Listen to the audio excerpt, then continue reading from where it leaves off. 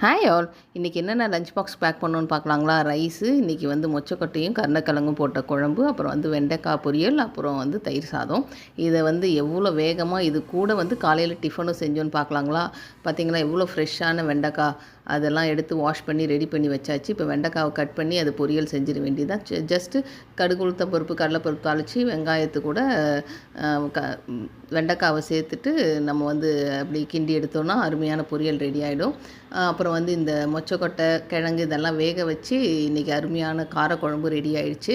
இதுக்கு வந்து வெந்தயமும் வடகமும் சேர்த்து தாளித்தோன்னு வைங்களேன், அந்த குழம்பு வந்து ரொம்ப டேஸ்டியாக இருக்குங்க. கொஞ்சோண்டு கடைசியாக நல்லெண்ணெய் ஊற்றுனீங்கன்னு வைங்களேன், இன்னும் டேஸ்டியாக இருக்கும். காலையில் டிஃபனுக்கு வந்து இன்றைக்கி ஸ்பெஷலுங்க.